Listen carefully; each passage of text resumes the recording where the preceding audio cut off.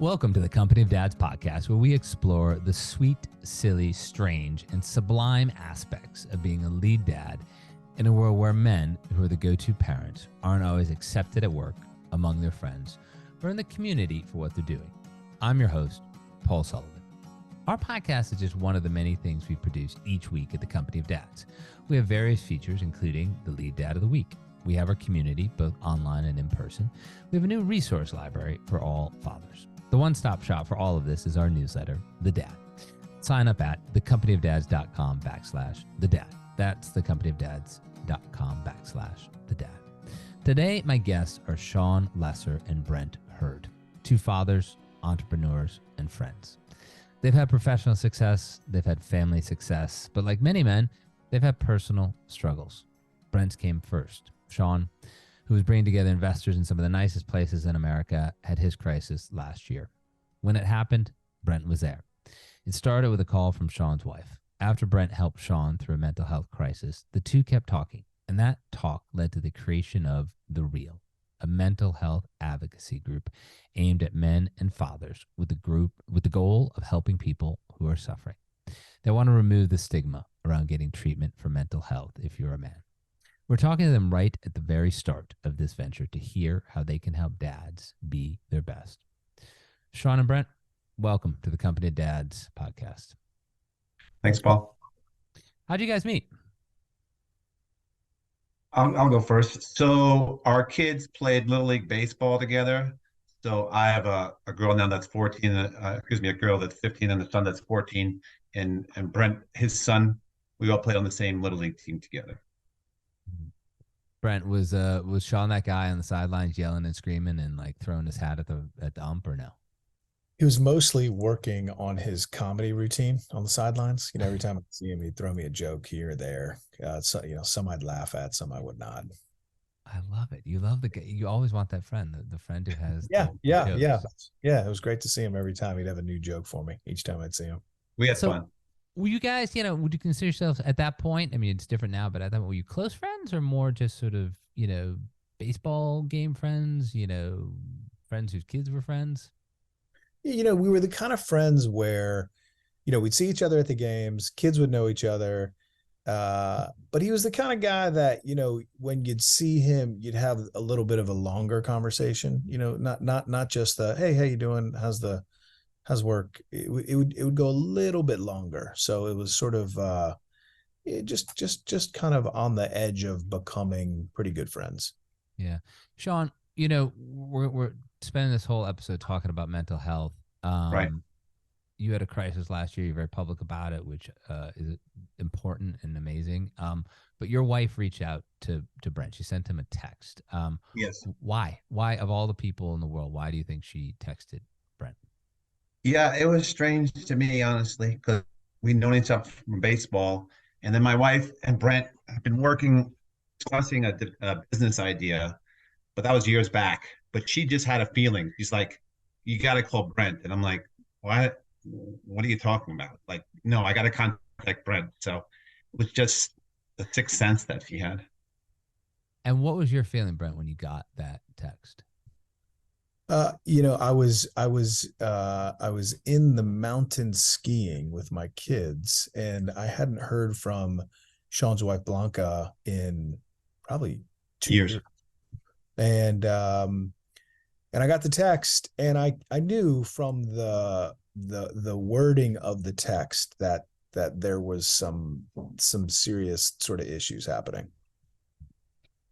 But why do you think she picked you? Because you had your own mental health crisis many years before. But did she know that? Were you public about that? Why you?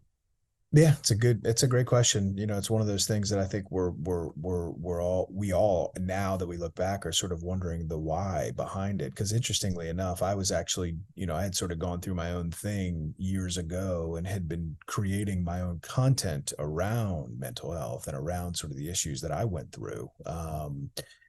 She had not listened to, had not experienced, had not digested any of the content that I created. It was more of I just think a sense that she had based on our conversations over the years. And when you say you were creating your own thing, what had actually happened to you, years ago, and what had that, moved you to start creating? Yeah. Yeah. So I've been in the media technology world most of my career, early days of Yahoo, early days of AOL, opened up the Twitter offices here in Atlanta.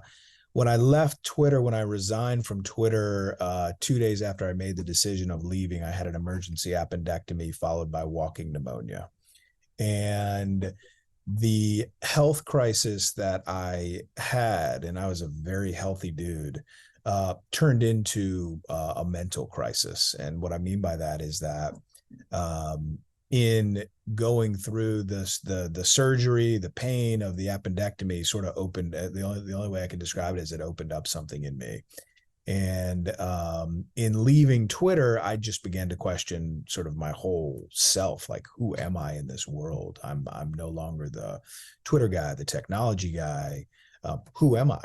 And that question led to many, many more questions that I sort of went on my own, I like to say, eat, pray, love journey of studying these things about why I was feeling a certain way.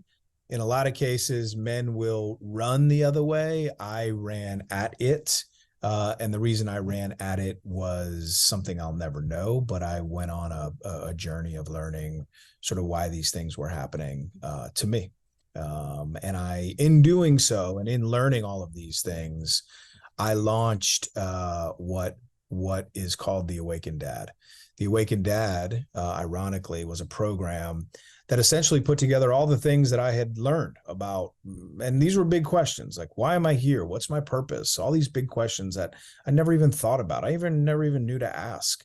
And they were the bigger questions in life that began to kind of come up and out. So I began to study, I began to read, I began to digest as much as I could in understanding really myself. And in going through that process, I created just a bit of a program called the Awakened Dad, which was essentially just bringing it back to people who I worked with in the corporate world, who were going through similar things. Now, at the time, no one was talking about this stuff, awakening mental health. This was 2018, 2019.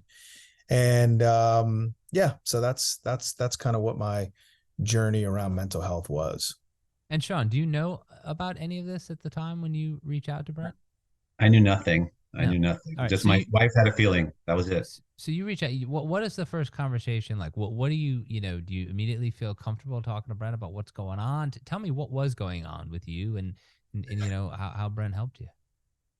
Yeah, so it's hard to describe. I was just in a lot of mental pain, right, and having dark thoughts, and just felt kind of worthless, honestly.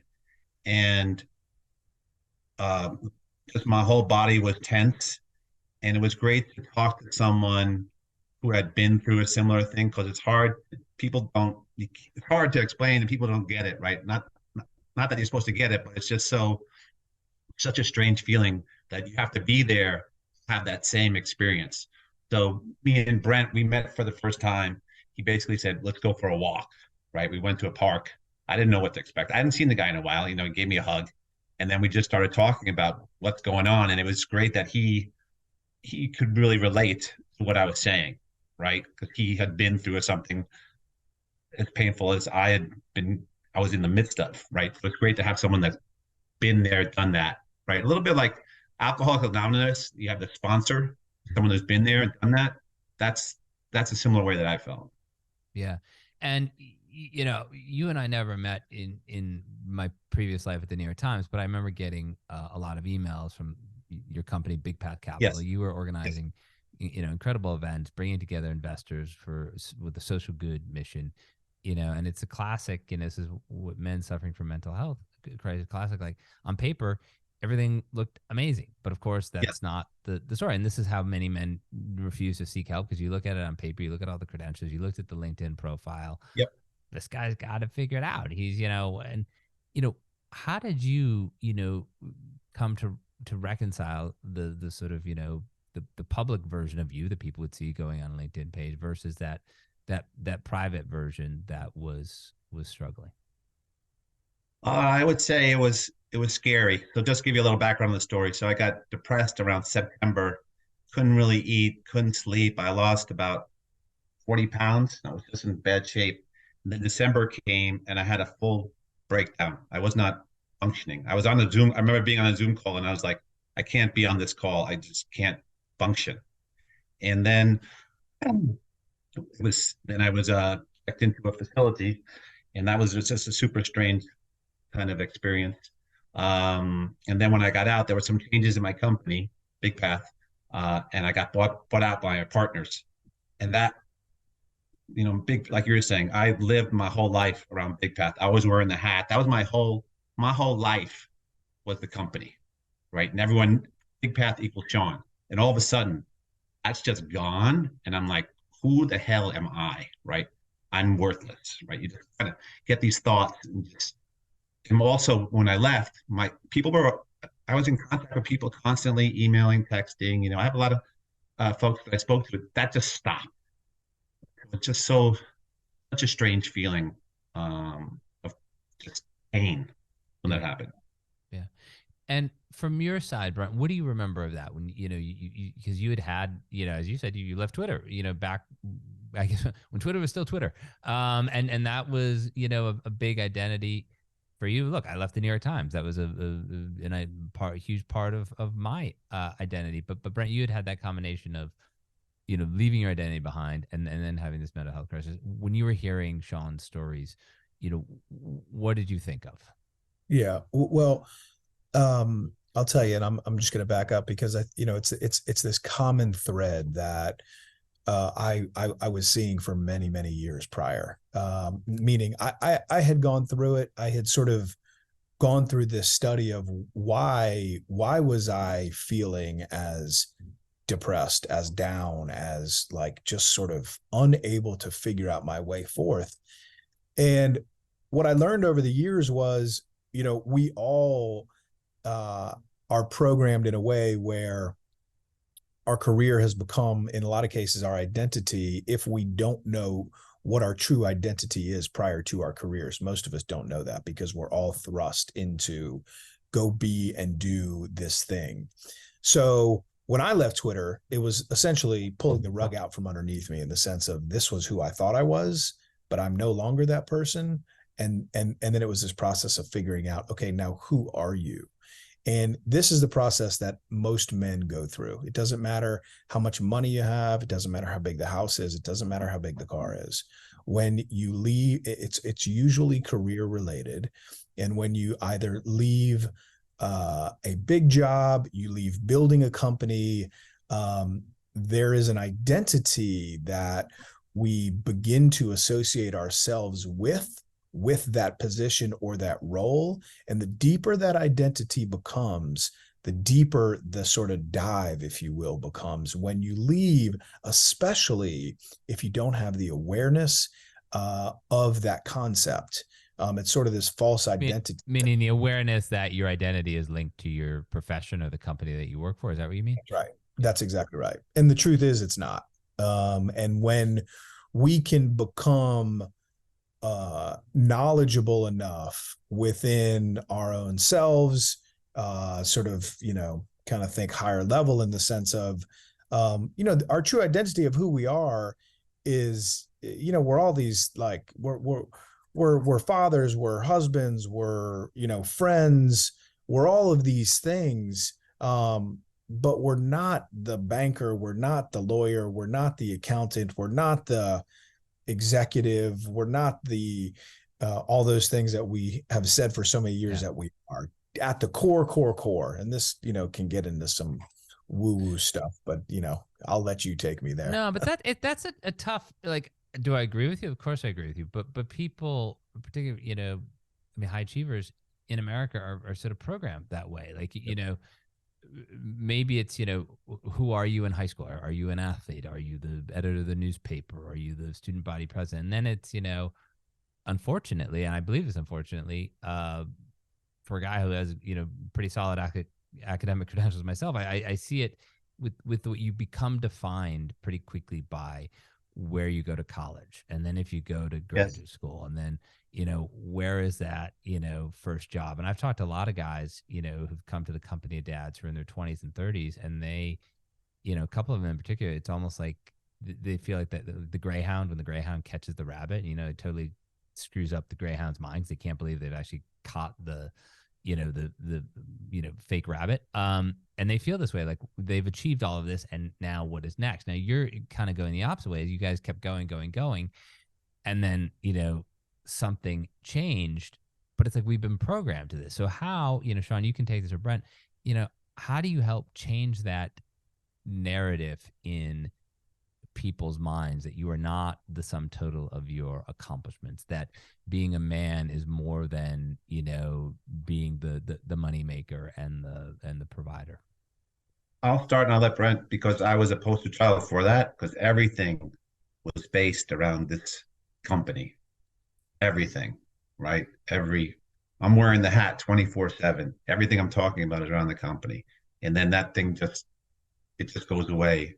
And you're like, who the hell am I? But Brent, you could talk about what you do. No, I mean, listen, you know, the only thing I was going to say, first of all, I want to say companies and careers and professions, I mean, these are things that give all of us so much, in the sense of provide for our families, in the sense of homes, in the sense of, like, you know, shelter, food. I mean, all the things like that. These are amazing things. The issue becomes um, when we fail to see the sort of separation of who we are and those careers or those big roles. Meaning, for me, I identified my whole being, my whole self, with the Twitter guy, the technology guy, the head of this, the guy who built that business. That is kind of my, you know, those were the things that I felt that I stood on in the world. And when I showed up at a party, or I showed up at an event, or I showed up in front of other people, that people would see me as that. And that's what brought value and worth and all of the things to me. And for me, that's what I thought it was all about. When that ended, and I ended it myself, and some people end it themselves, whatever way it happens, you quickly realize that's not it's almost this false self that, you know, we build upon throughout our life because of programming. It's so deeply in us that in some cases people don't, quote unquote, wake up to this until they're on their deathbeds. Some people don't wake up, quote unquote, to who it is they truly are until they go through a crisis, a loss, something that cracks us open, if you will. Yeah.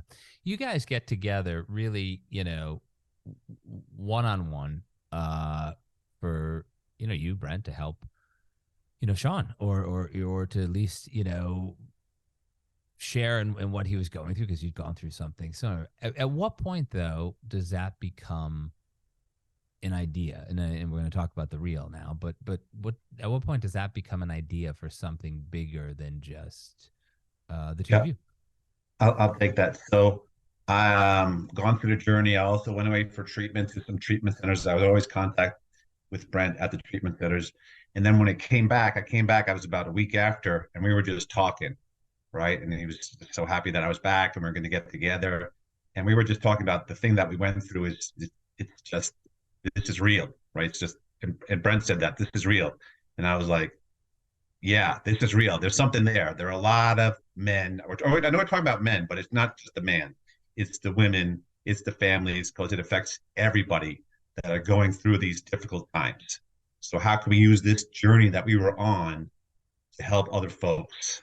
So that's really how it started. Where it goes, still a work in progress, but the mission was pretty clear, to save men and their families. And go ahead, Brent. Yeah, no, I just on top of that, yeah, we were literally having a conversation, you know, after Shawn had got back from going through a lot of his own, you know, personal work on himself. We got back and we were talking about it, and yeah, we were having a conversation, and I don't know where it came from. I was just like, this is real, meaning like this is real life, meaning like a lot of guys are dealing with this stuff on a day-to-day basis. And then Shawn was like, that's what we're going to call this. And I was like, what is this? And so we called it this is real. And then now it's called The Real. But the mission of this is that if we can simply do more of what we're doing right now, telling the story, and other men can hear the story, that it gives us the ability to potentially save other lives. And the reason I say that, that's a very big statement. The reason I say that is because so many men I know have these feelings and these thoughts and these emotions. We are also programmed as men to not share these feelings and emotions and thoughts. And so what happens with men, because we are loners primally, we are loners as people, we try to deal with this stuff on our own. We try to solve it in our own head. And that's what will cause a man to walk out the front door and take his own life. And that's what this whole mission is about telling this story as much as we can and as broadly as we can to save as many men. And we know that if we save men, we can save the children and the spouses and the sisters and the brothers and the mothers and the fathers of going through the level of pain that people go through who lose someone. Let me just add. Go ahead, Paul. No, well, go ahead, Shawn. No, I would say, because we're also trying to, I was at a horrible point.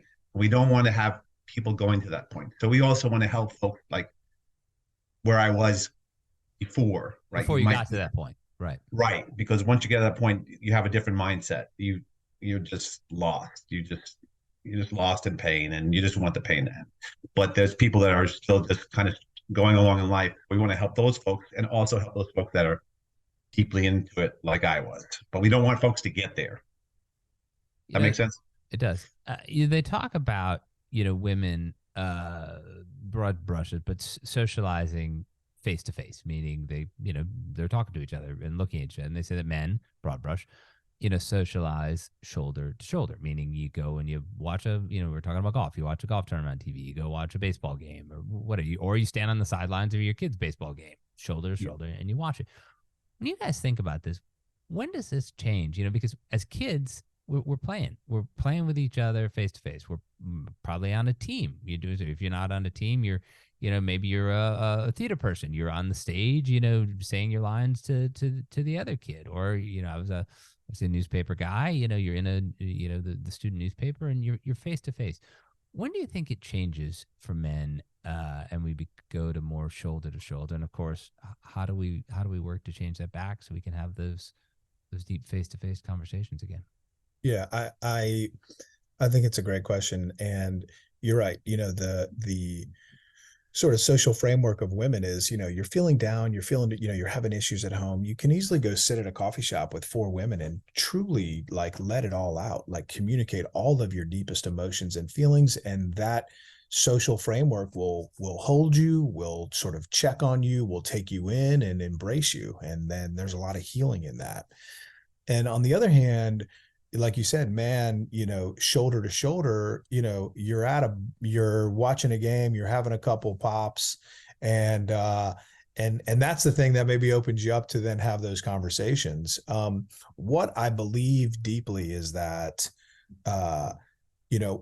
we're programmed shoulder to shoulder. Most of us males were told in some way, shape, or form, whether it was from mom, dad, friend, society, that it is not healthy or strong to talk about your feelings and emotions. It was simply off the table for one of those reasons. You either heard it at school, you heard it at home, or you heard it somewhere. So it's this, I believe, level of deprogramming that is beginning to happen now that will continue to grow and scale, because the conversation is now at the table in a way that it was never at the table. And I also believe that the younger generations today are much more open to talking about their feelings and emotions. And it's the sort of, I think, 40 plus guys who still have that deprogramming, who are like, you know what, I don't really want to go to that vulnerability place. And so I think as the conversation grows, I think as more stories are shared, that guys will slowly begin to open up more and more. And I think not only become shoulder to shoulder, but hopefully, and I think our goal is become face to face on this stuff. Yeah, you guys have a speaking tour planned for this summer. You're gonna hit a bunch of cities on the East Coast. That's important because you're telling the story face to face. You and the audience. You'll reach, the people who are there. But what's the goal for the reel? What's the goal to sort of, Shawn, as you said, reach those men before they get to the stage of crisis, to reach them and yeah, those guys in their 40s and 50s where change is still possible. What's your goal to use the reel to reach those guys and to help them? Great question. I think we want to start a movement, getting more men involved. I also think that this could become a media company, men's health media company, where we're having retreats, conferences, different programming, and then also bringing community together where men can go and feel comfortable. So I don't know exactly where it goes, but that's kind of a big vision for it. Yeah. Brent, you want to add anything? Sorry. I was going to say, what are the barriers to that? Because it's so important. It's so crucial. We happen to be talking in May, which is, Mental Health Awareness Month. It's so crucial, but it's, as I found with starting the company Dads, some guys, immediately opt in and they're like, I'm a lead dad. And the lead dad is the go-to parent, whether he works full-time, part-time, or devotes all of his time to his kids.